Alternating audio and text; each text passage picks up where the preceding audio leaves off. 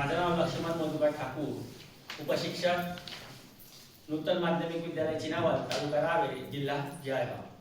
आज मी आपल्यासमोर सादर करणार आहे जल ही कल है या विषयावर शेतकऱ्याच्या भूमिकेतनं आपणास मी आवाहन करणार आहे पाणी बचतीचं आणि पाणी बचतीचं महत्त्व सांगणार। ऐका तर जल है तो कल है, ये जल है तो कल है, जल है तो कल है, ये जल है तो कल है।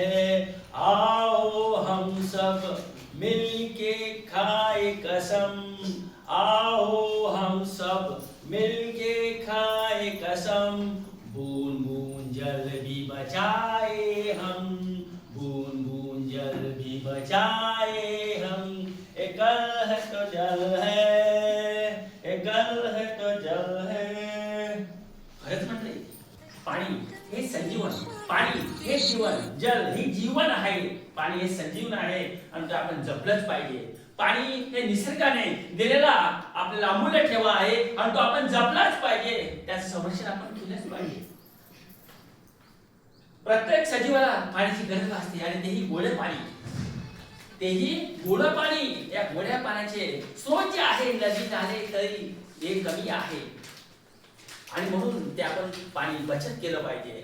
आज पृथ्वीवर 71% पाणी आहे आणि 29% जमीन आहे। हे 71% पाण्यामध्ये खाऱ्या पाण्याचे साठे समुद्राचं पाणी आहे आणि त्यामध्ये गोड्या पाण्याचे साठे फारच कमी आहे। म्हणून आपण गोड्या पाण्याचे साठे जपले पाहिजे, त्याची पाण्याची बचत केली पाहिजे।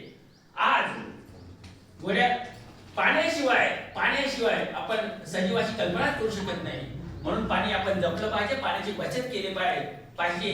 उद्योगधंदे, वाहतूक, शेती, घरगुती कामे, दैनंदिन कामे यासाठी पाण्याची गरज भासते आणि त्याचे स्रोत म्हणजे नदी नाले तळी हे आहेत आणि म्हणून आपण पाण्याची बचत केली पाहिजे।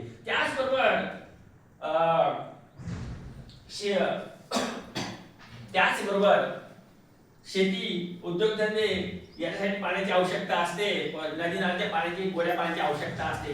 परंतु अलीकडे पाहतो आपण जलप्रदूषण होत आहे, पाणी प्रदूषण होत आहे, वाढती लोकसंख्या यामुळे जलप्रदूषण होतं, असं होता कामा नये। गोड्या पाण्याची कमतरता भासते आहे। आपलं भविष्य हे आपल्याच हातात आहे, आपलं भविष्य हे आपल्याच हातात आहे आणि ते आपण आपल्या हातात जपलं पाहिजे, आपण प्रयत्न केले पाहिजे। भविष्यात जर आपल्याला जलसंकटापासून वाचायचं असेल तर आपण प्रयत्न केलेच पाहिजे। याचं उत्तम उदाहरण म्हणजे आज केपटाऊन, आफ्रिकेतील केपटाऊन शहरामध्ये पाणी आहे, त्या ठिकाणी गोड्या पाण्याचे साठे संपलेले आहे आणि त्या ठिकाणच्या नागरिकांना आणि जनतेला अनेक समस्यांना तोंड द्यावं लागतं आहे। तशाच प्रकारची परिस्थिती आपल्याकडे निर्माण होऊ नये म्हणून आपण पाण्याचे जतन केलं पाहिजे, पाण्याचा काटकसरीने वापर केला पाहिजे आणि जिथे जिथे पाण्याची नासडी होत असेल, जिथे जिथे पाण्याचे प्रदूषण होत असेल तिथे तिथे जातीने आपण जपलं सांगितलंच पाहिजे, पाण्याचे महत्त्व कळवलेच पाहिजे। शेवटी जल हे जीवन आहे आणि यावर आपल्याला साधे काही उपाय करता येईल, साधे काही घरगुती असे उपाय करता येतील। दैनंदिन वापरामध्ये आपले पाणीचा वापर कमी केला पाहिजे, बचत केली पाहिजे। त्याचबरोबर भांडी कुंडी धुणी यासाठी कमीत कमी पाण्याचा वापर हा केला पाहिजे। त्याच्यानंतर गाड्या गोड्या पाण्याच्या नळाच्या पाण्याने धुवू नये, शेतीसाठी दैनंदिन वापरासाठी पाणी कमी वापरावं। त्याचबरोबर जलप्रदूषण होऊ नये, पाण्याची बचत करावी आणि त्याचबरोबर आपल्या महाराष्ट्र सरकारने सांगितलेली पाणी अडवा पाणी जिरवा ही मोहीम आपण प्रत्यक्ष जीवनामध्ये आणावी। शेवटी जल हे जीवन आहे, जल है तो जीवन है, जल है तो कल है, ये जल है तो कल है, ये जल है तो कल है।